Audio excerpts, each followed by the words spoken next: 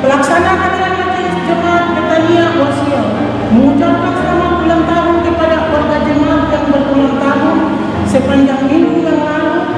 Selamat berbahagia, panjang umur dan sukses selalu dalam berkat Tuhan. Warta ibadah PKB hari Minggu tanggal 10 Maret 2024. PKB dikunjungi PKB Rayon 2, pelayan liturgi PKB Rayon 8, pelayan firman Penatua Roni Umbeko. Ibadah Pak Tengah sore hari Senin tanggal 11 Maret 2024.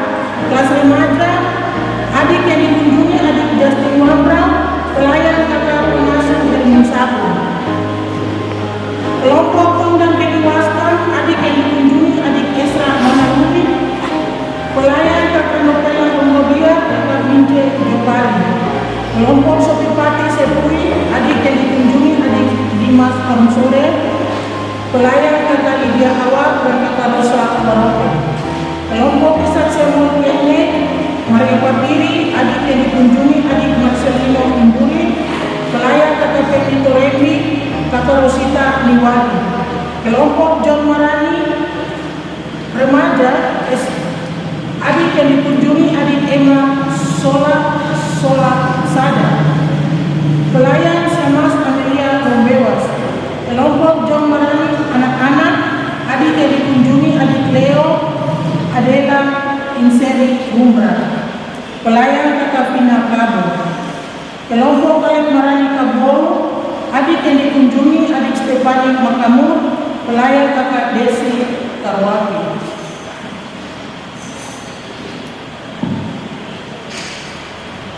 Ibadah PAM hari Selasa tanggal 12 Maret 2024.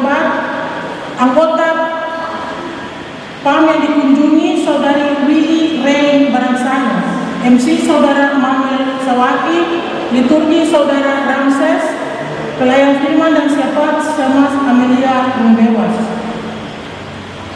Ibadah PW hari Rabu tanggal 13 Maret 2024. Kelompok 1 William Minangkun, anggota PW dikunjungi Ibu Olvin Biloro, pelayan liturgi Ibu Losa Rayar, pelayan firman Ibu Megi Pangeti. Kelompok 2 Becibu Sayor, Jatuh belum ada. Kelompok 3 Bertapan Market, anggota PW dikunjungi Ibu Maria Kumra, pelayan liturgi Ibu Foni Nama, pelayan firman Ibu Pince Kurambari. Kelompok 4 Regina Kutemboga, anggota PW dikunjungi Ibu Fedrika Nunardi, Ibu Selma Nunardi, pelayan liturgi Ibu Pince Mambogo, pelayan firman Semas Grup Jasper. Kelompok 5 Bakun Cemiai, anggota PW dikunjungi Ibu Enrekito Imburi, Ibu Herlina Kawalata, Ibu Yati Jopari, pelayan liturgi Ibu Adike Moin, pelayan firman Ibu Fedrika Nunardi. Kelompok 7 Adriana Lokai, anggota PW dikunjungi Ibu Yunita Kafia Malang, pelayan liturgi Ibu Santi Unggia, pelayan firman Penatua Ibu Satyoko.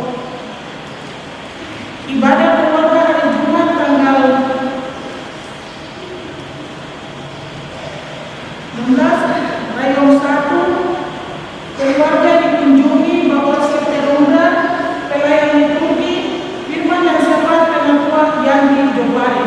Rayon 2 keluarga dikunjungi keluarga Agustinus Tandipayu, pelayan liturgi firman dan syafaat Penatua Yerusalem Manarudi. Rayon 3 keluarga dikunjungi keluarga Thomas Torei, pelayan liturgi Saudari Dina Pogolbo, pelayan firman dan syafaat Penatua Yeni Ayamseka. Rayon 4 keluarga dikunjungi keluarga Cornelia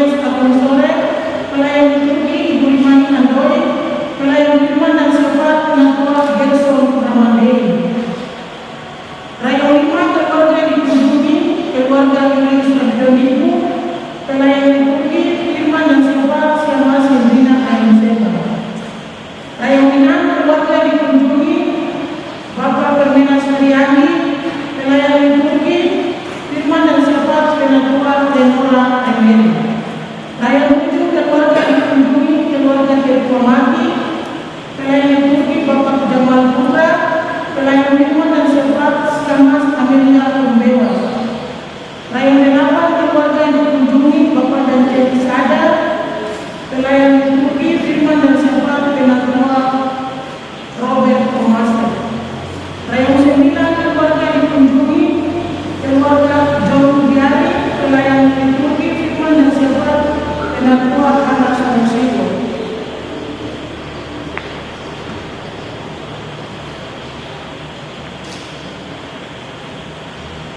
Ibadah gabungan lingkungan 1 Klasis GKI Wondama Unsur PKB dilaksanakan pada hari Minggu 10 Maret 2024 pukul 2 siang bertempat di Jemaat Bethesda Madurai. Disampaikan kepada seluruh anggota PKB Jemaat Betania Osior hari Senin akan dilaksanakan pembersihan lokasi kebun jemaat di Madurai. Akan berkumpul di halaman gereja Betania pukul 7.34. Ibadah paduan suara Dorcas Tablita akan dilaksanakan pada hari Selasa tanggal 12 Maret 2024. Ibu-ibu yang dikunjungi 1 Ibu yang Marlet, 2 Ibu yang Ayam Seba, 3 Ibu yang Manupapani, 4 Ibu yang Amboi. MC Ibu Arul Kael, liturgi Ibu Suryanti Manubandu, pelayan Firman dan Syafat Siamas Justina. Bapak Ibu warga jemaat, 1 surat masuk dari Badan Pekerja Klasis GKI Wondama, Gereja Kristen Injili di Tanah Papua, anggota Persekutuan Gereja-Gereja di Indonesia, Klasis Wondama, Mei 9 Maret 2024. Kepada yang terhormat pelaksana harian majelis jemaat seklasis GKI Wondama Jembat, salam prapaskah. Menindaklanjuti 4 kali pertemuan yang telah terlaksana bersama: 1 anggota BPS wilayah 12 BPK PMJ tanggal 20 Juni 2023, 2 anggota BPS wilayah 12 tim Rentra BPK BPG tahun 2024, 3 BPK BPG Bupati Wakil Bupati Garut Wondama tahun 2024, 4 anggota BPS wilayah 12 BPK BPPD Ketua Panitia Sidang Sinode dan Pelaksana Harian Majelis Jemaat Seklasis Wondama tahun 2024. Maksud dan tujuan pertemuan ini tentang persiapan gereja Sinode Klasis Jemaat sebagai penyelenggara pesta iman Sinode Sidang Sinode tahun 2027. Hasil dari pertemuan itu dapat kami kirimkan berupa dokumen perencanaan yang telah disediakan agar dapat membantu seluruh proses persiapan di jemaat masing-masing. PHJ dapat mengkoordinir segala hal pembentukan panitia lokal dan pelantikannya, membangun koordinasi dan badan pekerja Klasis GKI Wondama dan panitia ini. Iya, jadi Bapak Ibu warga jemaat, khusus untuk kita jemaat Betania, tadi malam kami sudah schedule.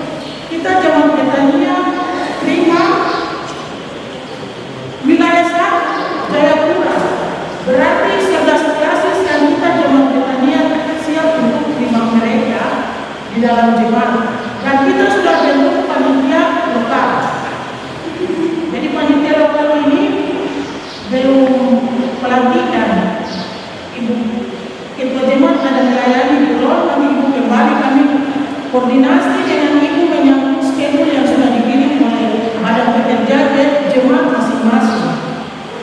Dan Bapak Ibu kita Betania terima 11 klasis yang ada di lingkungan 1 Jayapura, termasuk antusias warga GKI.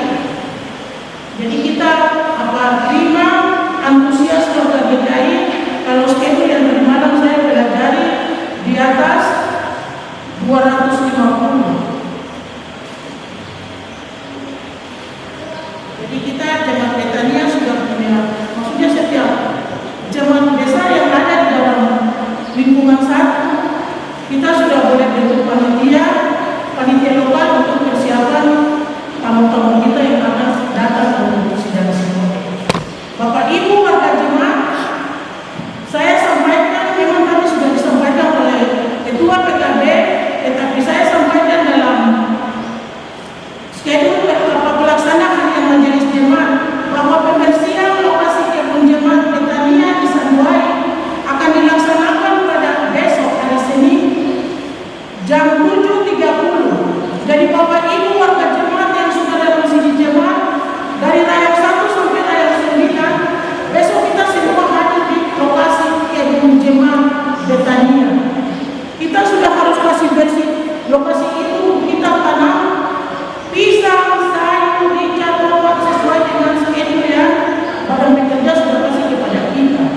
supaya mungkin di jadwal itu kalau memang ilmunya berhasil kita boleh jual, karena kita di dalam jemaat kita ada punya panitia dan kita ada punya rekening sendiri, kita tidak ganggu dengan induk-induk. Jadi kita harus kejar, kita harus dapat 200 juta yang kita sudah dimulai dalam rapat panitia. Jadi Bapak Ibu, saya harap supaya besok kita semua hadir untuk pembersihan kebun jemaat Betania di sebelah Kalisan Barat. Bapak Ibu warga jemaat yang melayani ibadah minggu pagi tanggal 10 Maret 2024, Penatua Roli Rubewa. Selamat beribadah. Bapak Ibu jemaat yang dimuliakan Tuhan, kita akan menyambut ibadah kita di pagi hari ini. Saya jemput kita semua bangkit berdiri. Dengarlah dan perhatikanlah, hai umat Tuhan. Tuhan semesta alam berfirman, orang-orang yang menabur dengan menjujurkan air mata akan menuai dengan bersorak-sorai. Orang-orang yang berjalan maju dengan menangis sambil menabur benih pasti pulang dengan sorak-sorai sambil membawa berkas-berkasnya.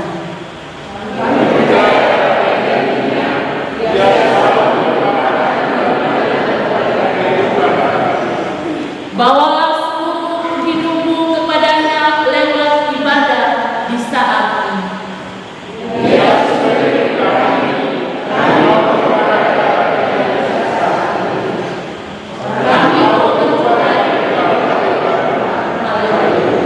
Kita menyanyi dalam nyanyian rohani 50 ayatnya yang pertama dan ayatnya yang kedua. Lihat itu Tuhan kita sangatlah baik.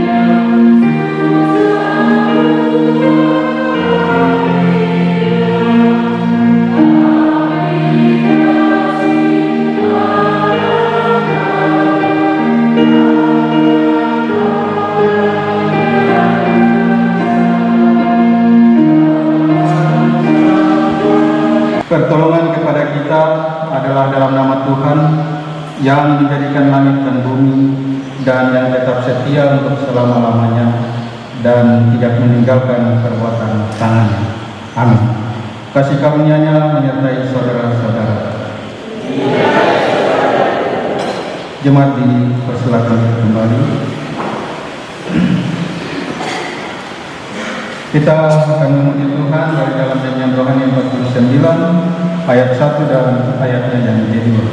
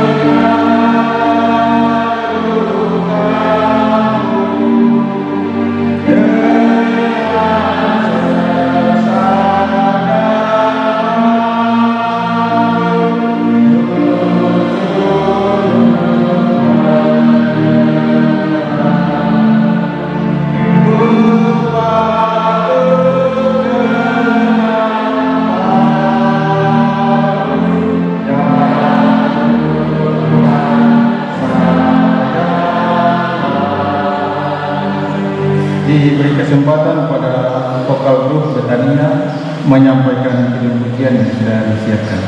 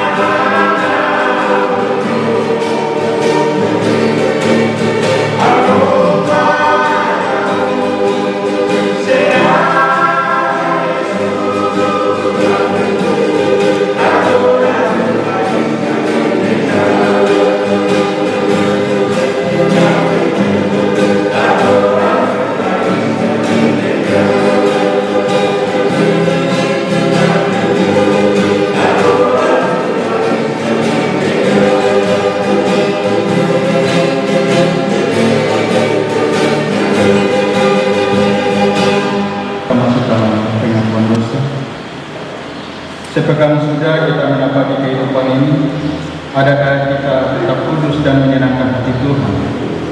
Bawalah seluruh hidup kita di hadapan Dia yang Maha Tahu melalui pengakuan kita di saat ini. Mari kita berdoa. Ya Tuhan, kami mengaku bahwa pada kami sendiri tidak ada kebaikan, Engkau saja yang baik. Di luar-Mu kami sendiri adalah orang yang berdosa. Kami berdosa dengan hati, dengan mulut, dengan tangan, dan hutang kami bertambah-tambah besar. Dosa itu menjadi kesusahan hati yang sungguh bagi kami, dan pada kami sendiri tidak ada kuasa untuk mengalahkannya. Itulah sebabnya kami mohon, ya Tuhan, kasihanilah kami dan tinggallah selalu beserta kami. Amin. Mari kita menyanyi dari dalam nyanyian rohani 53 ayatnya yang kedua.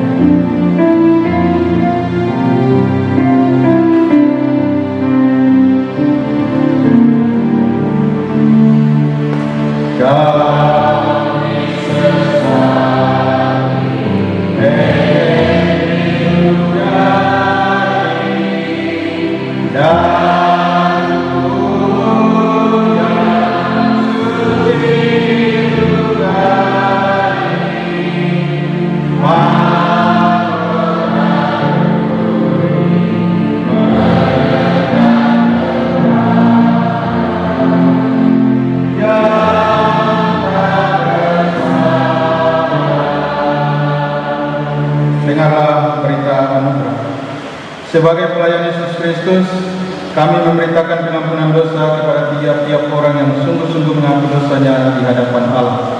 Yesus berkata, "Hai saudara, dosamu sudah diampuni." Kita bernyanyi dari dalam nyanyian rohani Nyanyian Kidung Jemaat 35 ayatnya yang pertama.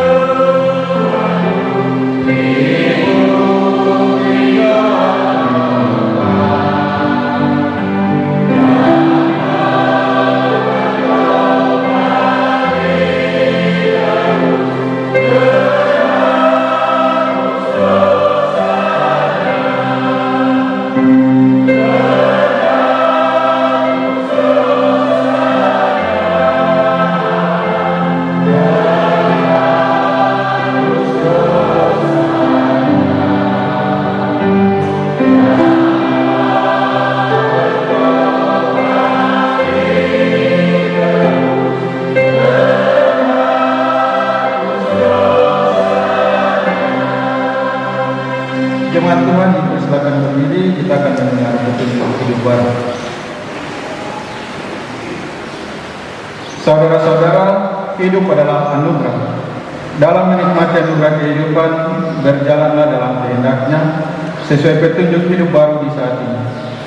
Janganlah kamu mengumpulkan harta di bumi ngengat dan karat merusakkannya, dan pencuri membongkar serta mencurinya. Tetapi kumpulkanlah bagimu harta di surga ngengat dan karat tidak merusakkannya, dan pencuri tidak membongkar serta mencurinya. Karena di mana hartamu berada, di situ juga hatimu berada.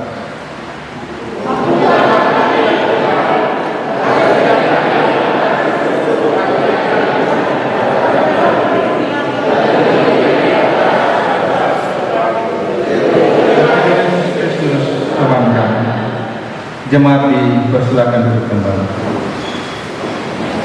Diberi kesempatan kepada vokal grup alumni IPDN untuk menyampaikan pujian yang sudah disiapkan.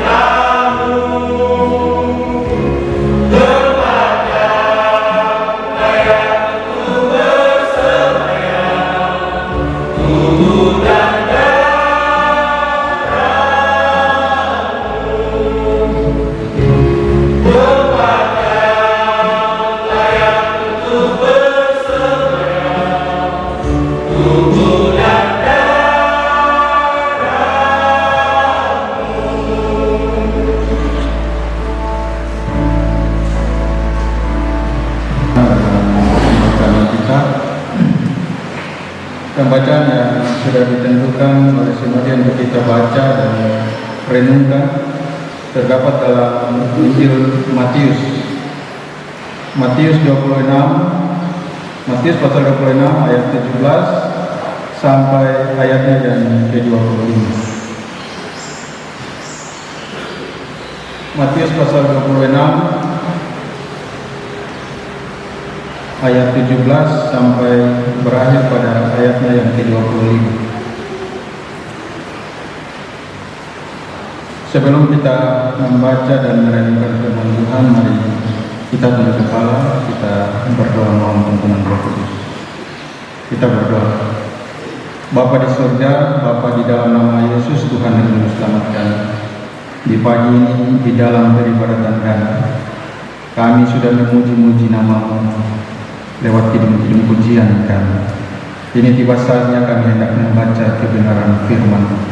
Kami terus memohon belas kasihan Tuhan, memberkati kami dengan kuat kuasa Roh Kudus-Mu, supaya ketika kami membaca kebenaran firman, kami semua dimampukan untuk mengerti apa maksud kebenaran firman Tuhan dalam kehidupan kami.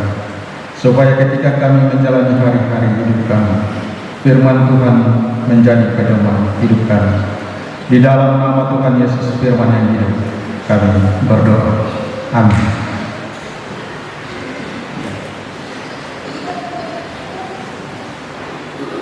Matius pasal 26 ayat 17 sampai ayatnya yang ke-25 dengan judul Yesus makan Paskah dengan murid-muridnya.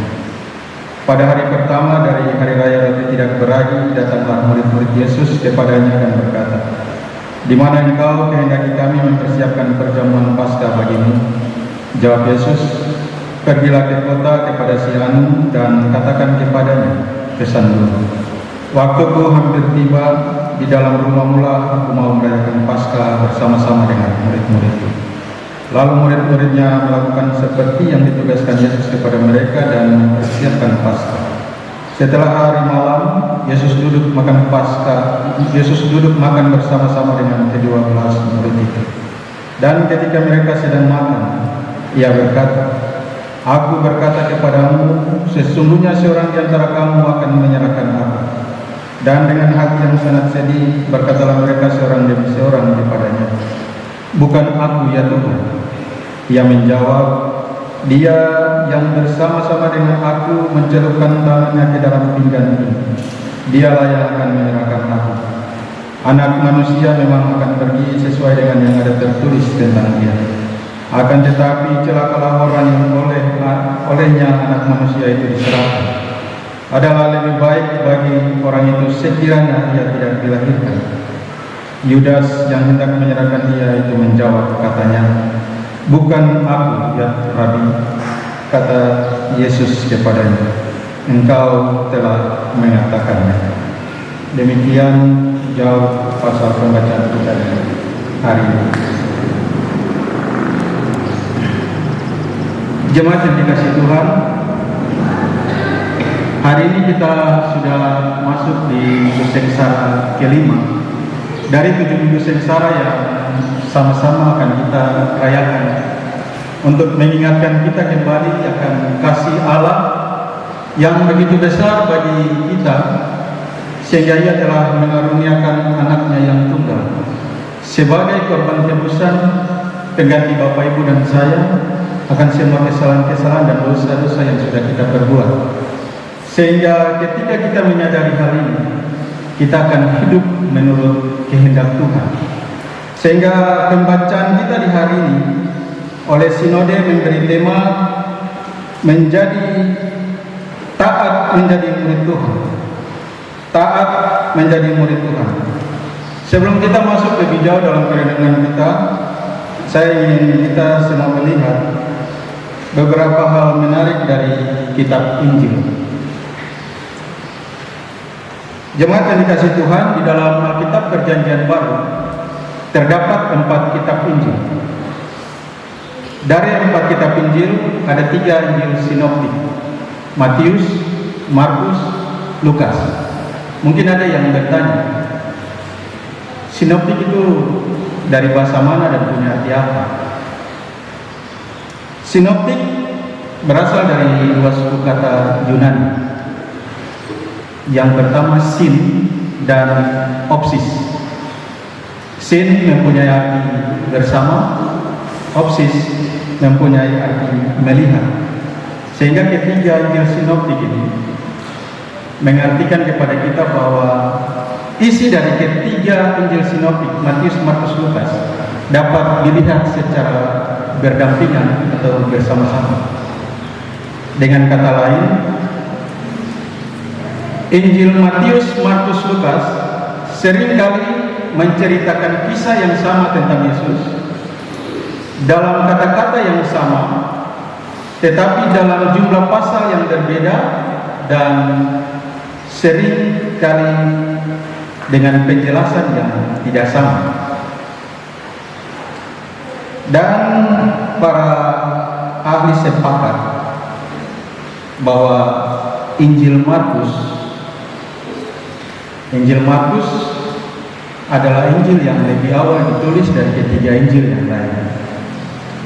Mungkin ada yang bertanya, kalau memang Injil Markus ditulis lebih awal, kenapa di dalam Perjanjian Baru Injil Matius yang ditempatkan paling awal?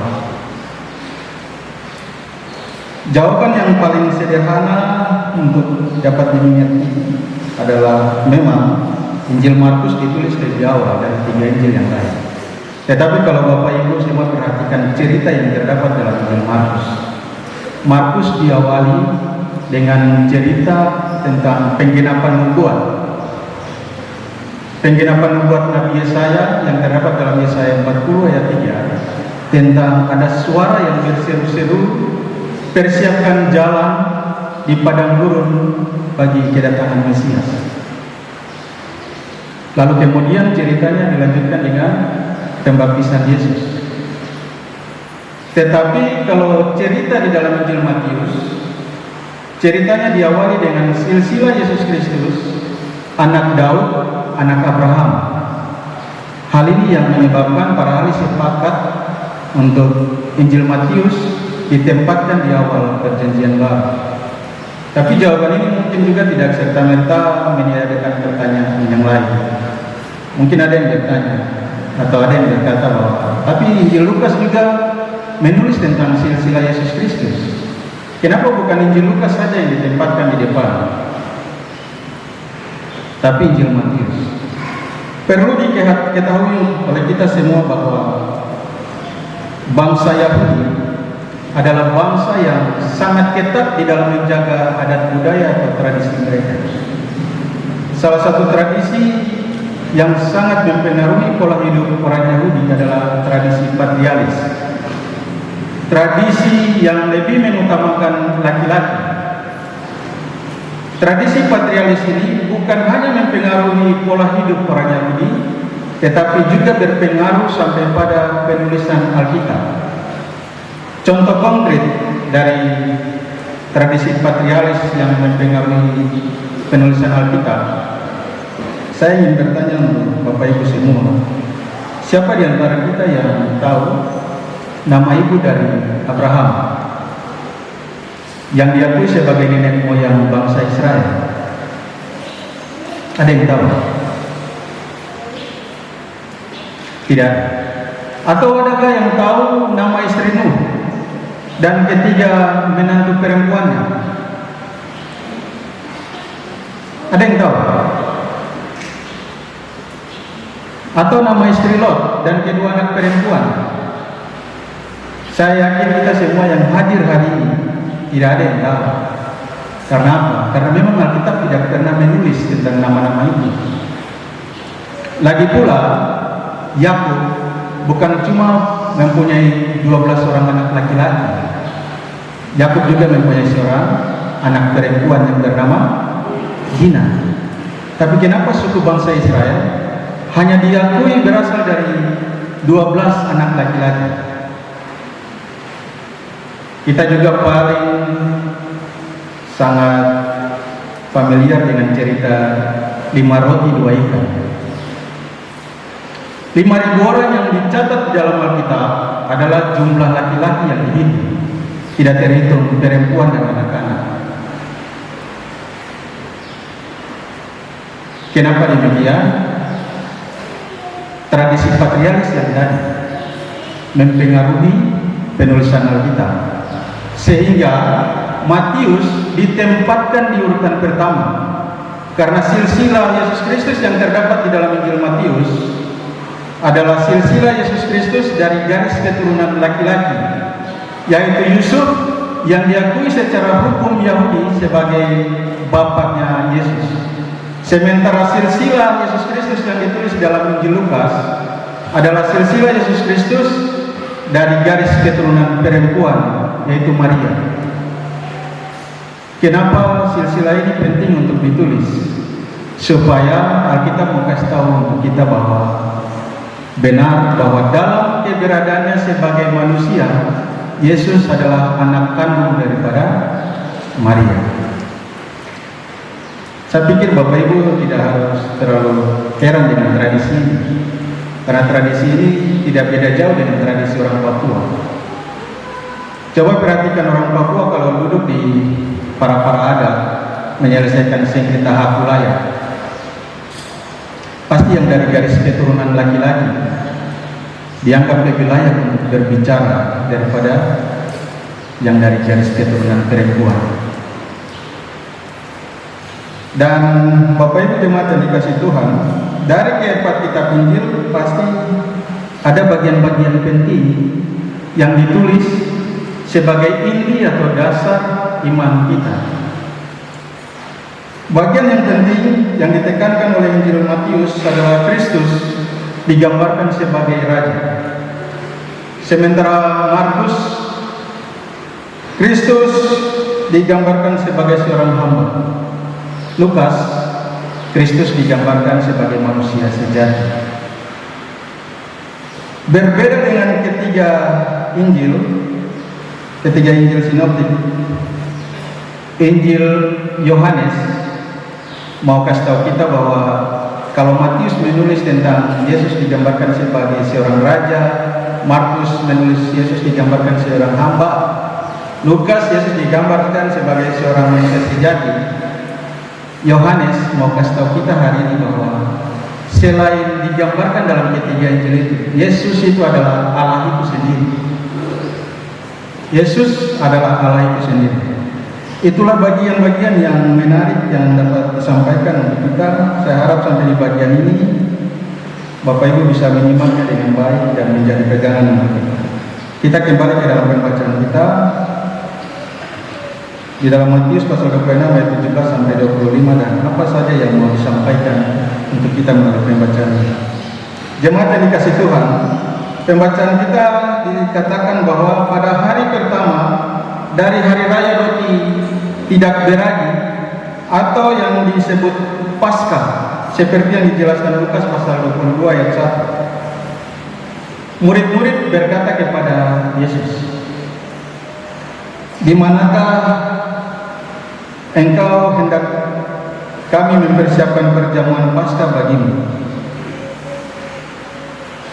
Di sini Matius tidak terlalu jelas memberi penjelasan kepada kita berapa orang murid yang sebenarnya disuruh oleh Yesus. Semua muridnya yang disuruh pergi ke kota mempersiapkan Paskah atau beberapa orang murid? Kalau kita baca di dalam Injil Markus pasal 14 ayat 13, Markus pasal 14 ayat 13, di situ dijelaskan bahwa hanya 2 orang murid. Hanya 2 orang murid yang disuruh Yesus untuk mempersiapkan Paskah. Sementara Lukas pasal 22 ayat 8, Lukas pasal 22 ayat 8 lebih memperjelas kepada kita bahwa 2 orang murid yang disuruh Yesus mempersiapkan Paskah di kota itu adalah Petrus dan Yohanes. Jadi ketika murid-murid bertanya kepada Yesus untuk di mana Yesus mau untuk mereka mempersiapkan Paskah, Yesus berkata kepada Petrus dan Yohanes, pergilah ke kota dan bertemu dengan si Anu, supaya di rumah si Anu itu Yesus dan para murid akan makan Paskah. Sampai di bagian ini mungkin ada yang bertanya, kota apa yang dimaksud Yesus? Kalau kota Yerusalem, bukankah Yesus dengan murid-murid sudah ada di dalam kota Yerusalem? Kenapa harus Yesus katakan kepada murid-murid pergi ke kota? Bapak Ibu yang dikasihi Tuhan,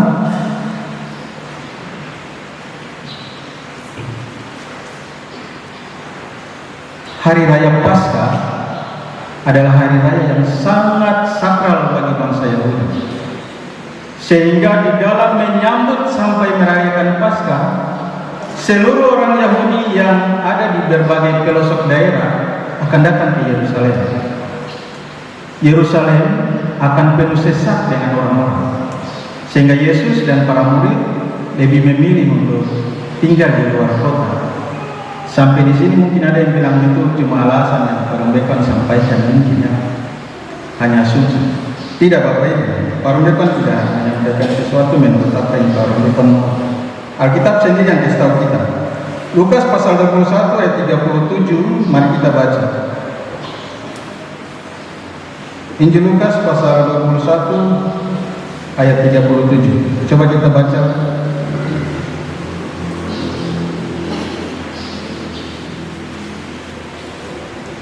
Bapak Ibu jemaat baca.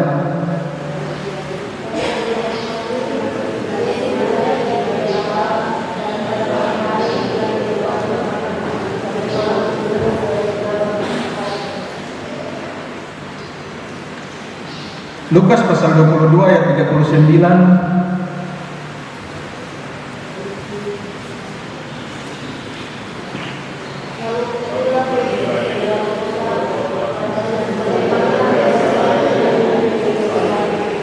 Ya.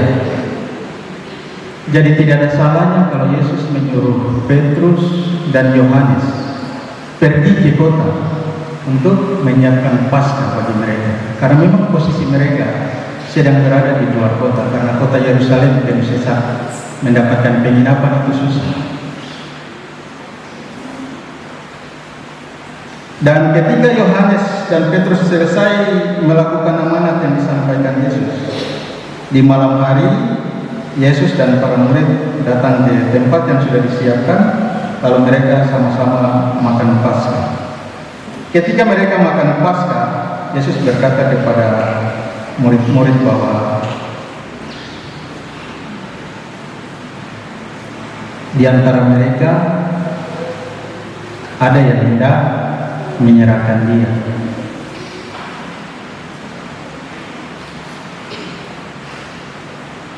Pada saat itu saya percaya murid-murid tidak tahu siapa yang dimaksud. Siapa yang dimaksud oleh Yesus. Tapi hari ini kita semua pasti sudah tahu. Kita semua pasti sudah tahu siapa yang dimaksud dengan yang akan menyerahkan Yesus. Siapa dia? Yudas. Siapa? Yudas. Saking kenalnya kita dengan Yudas, kita sepertinya menjauhkan nama ini dari semua garis keturunan kita. Atau ada di antara Bapak Ibu yang Lukas namanya anak Yudas? Tidak. Ya, karena memang saking buruknya karakter dari Yudas ini, sehingga ada banyak istilah yang dipakai dengan menggunakan nama Yudas dengan makna yang negatif. Salah satu contoh, istilah ciuman Yudas. Istilah ini sangat terkenal. Saya percaya Bapak Ibu, kita semua yang hadir hari ini bisa menafsir istilah ini dalam diri masing-masing. Istilah ciuman Yudas. Jemaat yang dikasih Tuhan,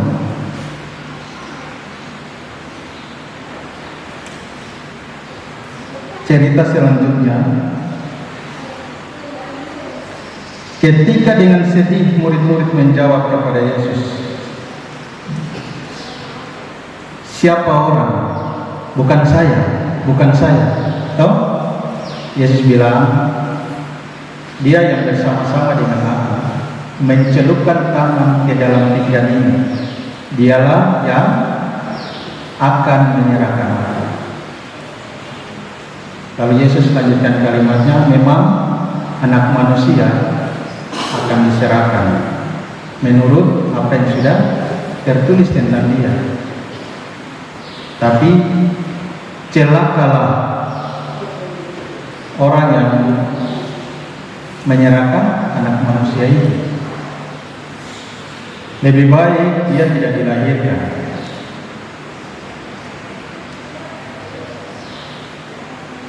Pesan rohani apa yang mau disampaikan lewat cerita ini?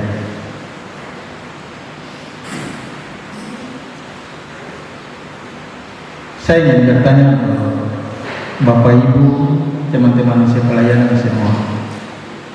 Ketika Yesus tahu Yudas hendak mengkhianati dia, apakah Yesus berhenti mengasihi Yudas?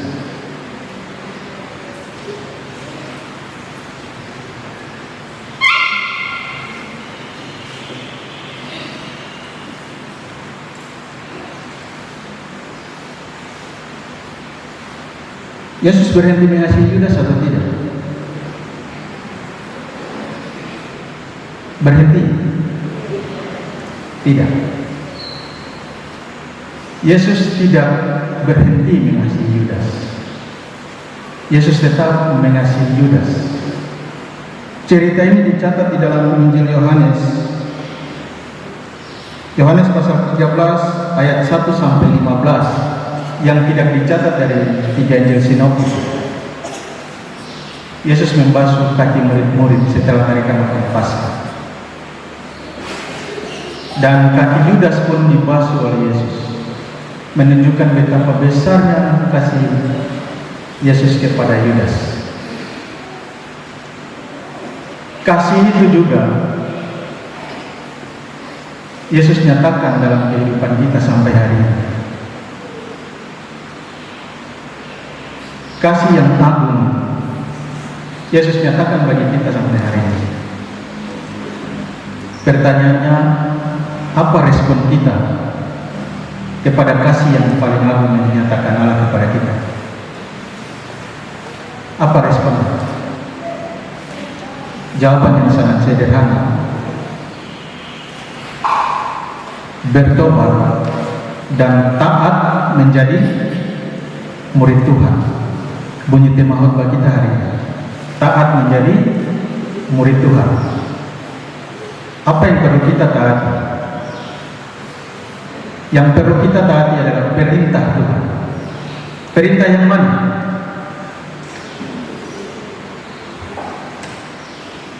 Yohanes 13 ayat 34 sampai 35. Saya minta kita baca.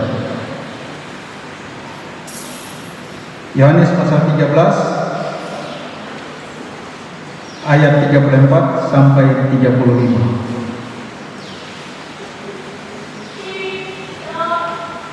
Coba dibaca dengan keras.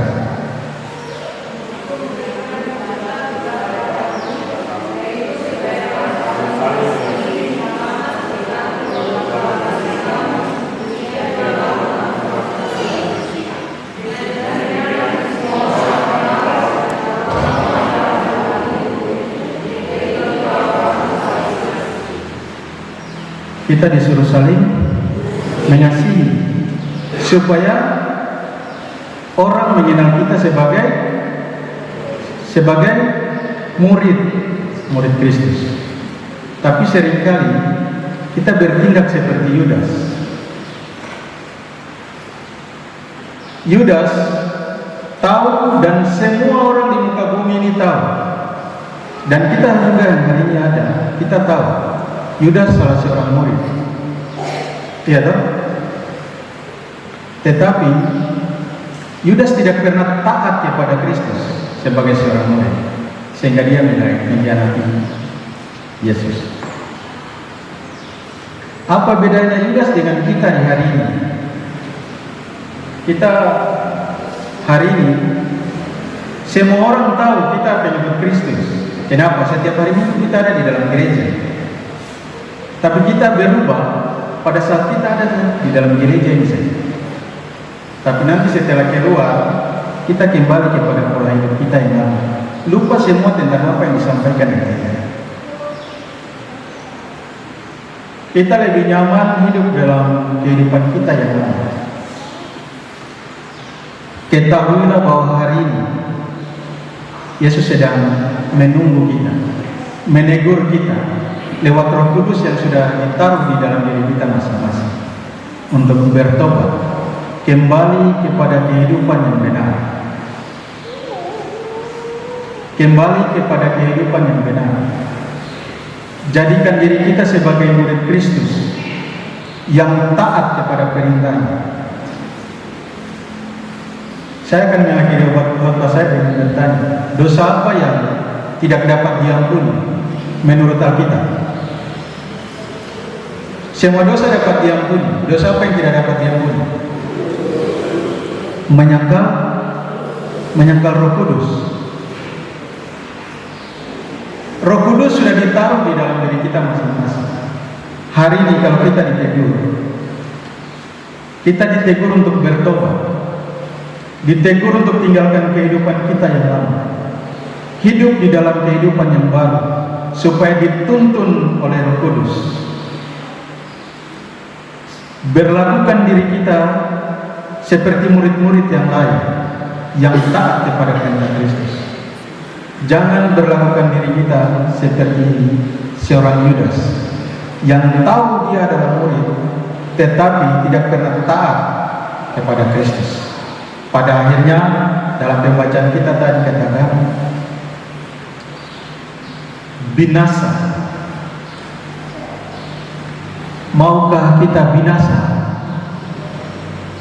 Maukah kita binasa? Tidak. Taat menjadi murid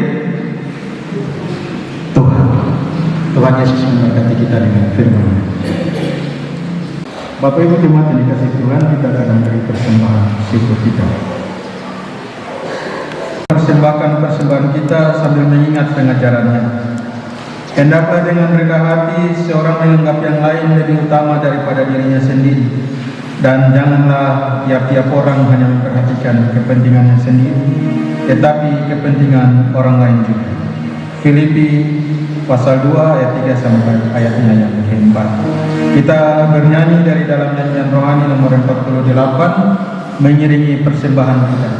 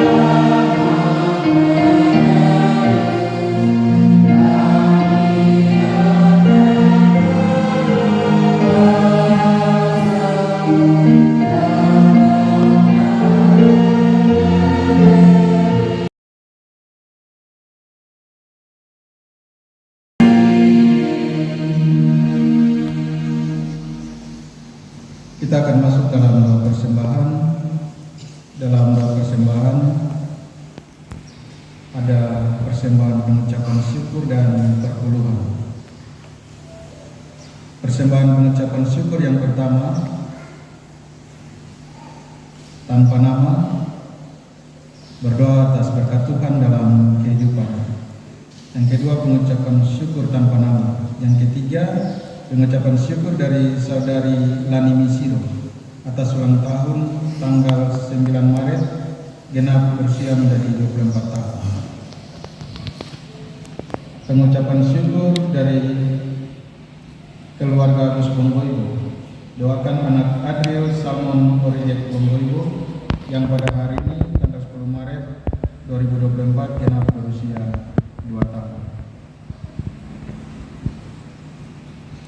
Persembahan perpuluhan yang pertama, perpuluhan dari keluarga dari Rumbe Kuan Taman. Yang kedua, perpuluhan dari keluarga M. Waprat. Ketiga, perpuluhan dari keluarga Yekorowa. Keempat, perpuluhan bulan Maret 2024 Ibu Fredika Munaki. Yang kelima, perpuluhan dari seorang pemuda. Yang keenam, perpuluhan dari keluarga Hari Baransano. Yang ketujuh, perpuluhan bulan Maret 2024 dari keluarga J. Pesurnai. 8, sepersepuluh bulan Maret 2024 Saudara Hendi Christian Pesurnai. Yang ke-9, perpuluhan dari keluarga jemaat yang dikasih Tuhan. Mari kita tunduk kepala, kita berdoa. Kita berdoa. Bapa dalam kerajaan surga, saat ini kami telah memberikan persembahan kami. Ada yang memberikan persembahan melalui itu tamu derma, ada yang memberikan persembahan melalui peti pembangunan dan peti diakonia. Tapi juga ada jemaat yang memberikan persembahan khusus lewat persembahan pengucapan syukur karena mereka terus merasakan kebaikan Tuhan yang sudah Tuhan nyatakan dalam kehidupan mereka setiap hari. Dan ada juga yang memberi persembahan dalam bentuk perpuluhan karena mereka sadar itu semua merupakan milik kepunyaan Tuhan. Berkatilah semua persembahan kami ini ya Tuhan, supaya berguna untuk perluasan pekerjaan di tengah-tengah dunia ini. Di dalam nama Tuhan Yesus, kami sudah berdoa mengucap syukur kepada Allah Bapa dalam kerajaan surga. Amin.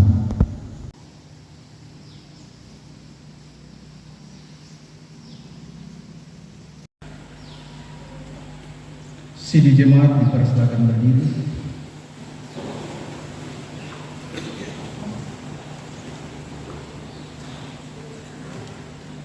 Bersama semua orang percaya di segala zaman dan tempat, marilah kita mengucapkan pengakuan iman kita sesuai pengakuan iman Misia Konstantinopel.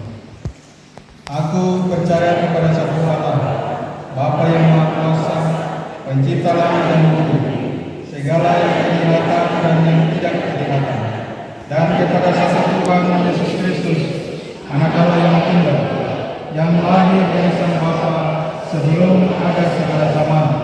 Allah dari Allah, terang dari terang, Allah yang sejati dari Allah yang sejati, diperanakan yang bukan dibuat, sehakikat dengan Sang Bapa, yang dengan perantaranya segala sesuatu dibuat, yang telah turun dari surga untuk kita manusia dan untuk keselamatan kita, dan yang menjadi daging oleh Roh Kudus dari anak darah Maria, dan menjadi manusia yang disalibkan bagi kita. Di bawah pemerintahan Pontius Pilatus, menderita, mati dan dikuburkan, yang bangkit pada hari ketiga sesuai dengan isi kitab-kitab dan naik ke surga, yang duduk di sebelah kanan Sang Bapa dan akan datang kembali dengan kemuliaan untuk menghakimi orang yang hidup dan yang mati, dan kerajaannya akan datang berakhir. Aku percaya kepada Roh Kudus yang adalah Tuhan dan yang menghidupkan, yang keluar dari Sang Bapa dan Sang Anak, yang telah berfirman dengan perantaraan para nabi. Aku percaya kepada satu gereja yang kudus, yang am dan rasul. Aku mengaku satu baptisan untuk pengampunan dosa. Aku menantikan kebangkitan orang mati dan kehidupan di zaman yang akan datang. Kita aminkan dengan bernyanyi dari dalam nyanyian rohani 56 ayatnya yang keempat. Aku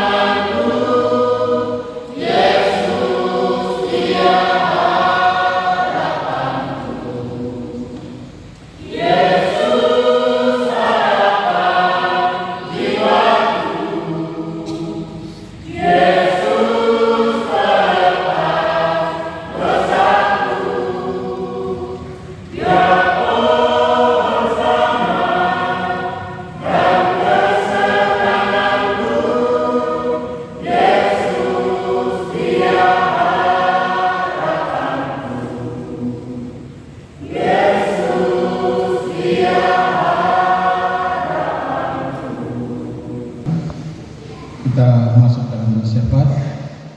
Kita bersama-sama mengucapkan doa agung, doa paling sempurna yang diajarkan Yesus kepada murid-murid, tapi kepada kita juga. Kita sama-sama berdoa dengan mengucapkan doa Bapa kami. Kita berdoa. Bapa kami yang di surga, dikuduskanlah namamu, datanglah kerajaan-Mu, jadilah kehendak-Mu di bumi seperti di surga. Berikanlah kami pada hari ini makanan kami yang secukupnya, dan ampunilah kami akan kesalahan kami, seperti kami juga mengampuni kesalahan kami. Dan janganlah membawa kami ke dalam pencobaan, tetapi lepaskanlah kami dari yang jahat. Karena Engkau yang berkuasa, kuasa, penyayang, sampai selama-lamanya. Amin. Bapak Ibu semua berdiri. Kita masuk dalam pengutusan yang saudara-saudara, menatap dunia ini bagaikan menyaksikan pertunjukan dari sebuah sandiwara beralur suka duka. Di mana-mana ada tawa canda, pekik sorak-sorai, juga beratap tangis, jeritan duka dan desahan kesedihan. Akankah semua berlalu? Dia yang sudah datang dan akan datang kembali. Dia tak pernah menjanjikan hidup ini akan tenang-tenang saja. Tetapi Dia pernah berfirman, Aku menyertai kamu senantiasa sampai kepada akhir zaman.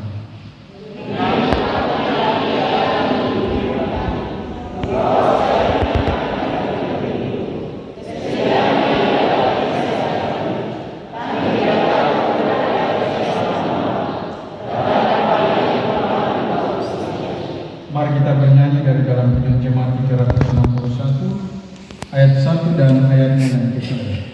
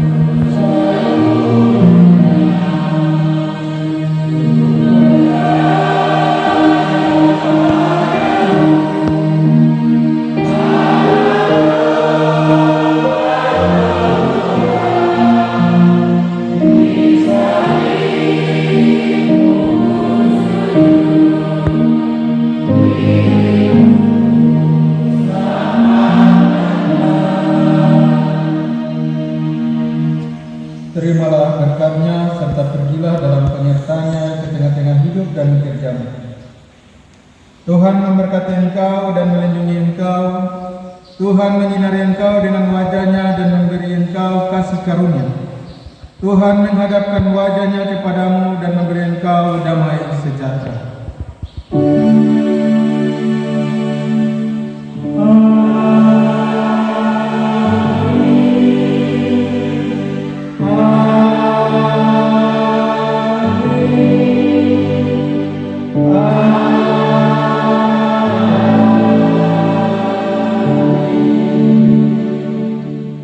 Kita menyanyi dari Kirim Jemaat 300.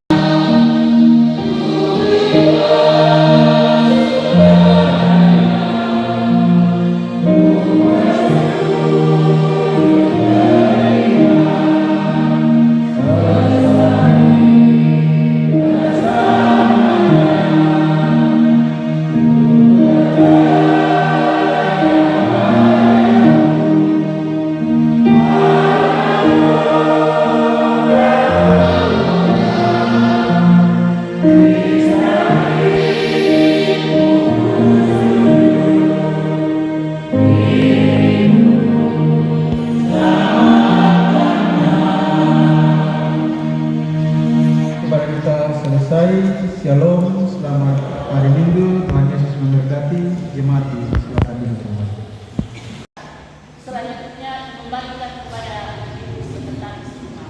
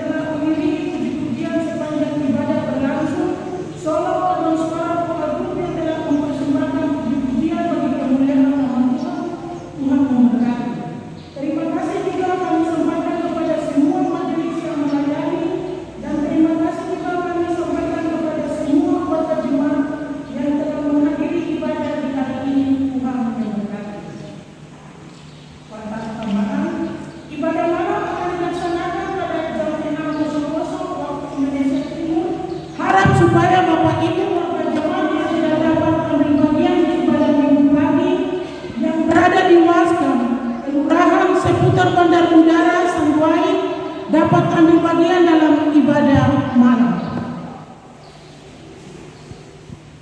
Sampai malam 9 dapat ambil bagian pada besok hari. Makan dan minum disiapkan oleh masing-masing raya. Jadi besok itu jam 7.30 kita sudah ada di kebun jemaat. Bapak Ibu warga jemaat yang punya anak-anak baptis, surat baptis sudah ada, dan yang sudah menikah, surat nikah juga sudah ada. Bapak Ibu kalau mau bawa sebentar juga langsung ketemu dengan Ibu Siamas Amelia Lumbewas. Bapak Ibu warga jemaat yang Tuhan Yesus kasihi, di depan Betania ada bazar yang dilaksanakan oleh ibu-ibu PW Jemaat Betania Osua. Tidak dengan paksa, dengan perlahan hati. Bapak Ibu boleh keluar dari sini, boleh mengunjungi bazar tersebut. Bapak Ibu dapat memberikan sedikit pun untuk pekerjaan dan pelayanan, guna menunjang pekerjaan dan pelayanan dalam unsur PW Betania.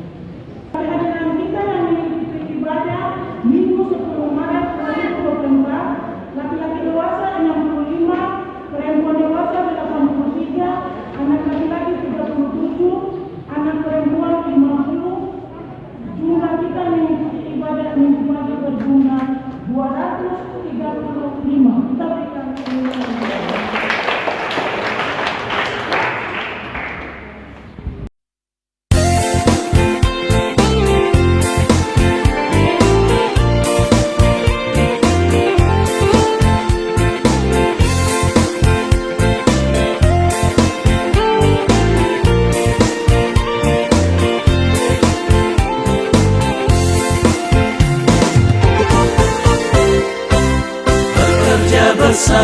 bersama-sama, jalan berdekat-dekat, hidup dan beramah-ramah, bersehati sepakat. Jangan dengan mulut, hanya hatimu, patutlah berkata pada yang teman, angkat perjanjian yang tetap teguh, rasa sama-sama, susah dan senang.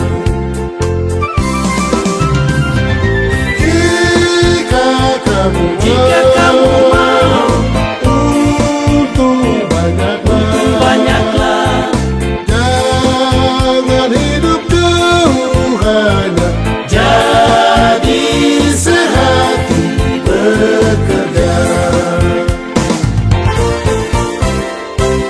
meski bukan satu bangsa, hanya dalam Yesuslah sama-sama sepat rasa, satu juga asalnya. Hidup saudara, jangan berseteru. Jika berbicara, jangan berendah. Tentang sama-sama, barang yang perlu. Tolong berusaha hingga jadilah. Jika kamu mau untung banyaklah, jangan hidup jauh hanya jadi sehati bekerja.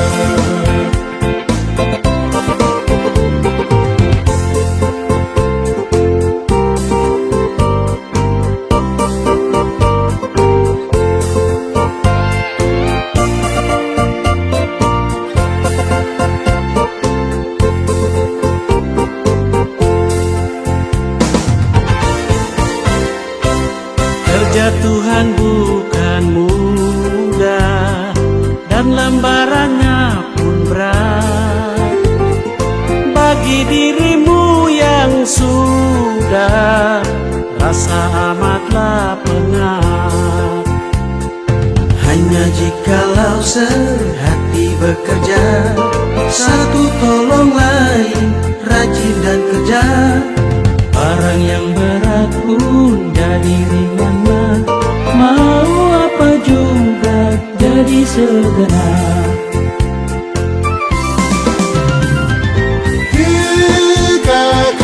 Jika kamu mau untung banyaklah, jangan hidup jauh hanya jadi sehati bekerja.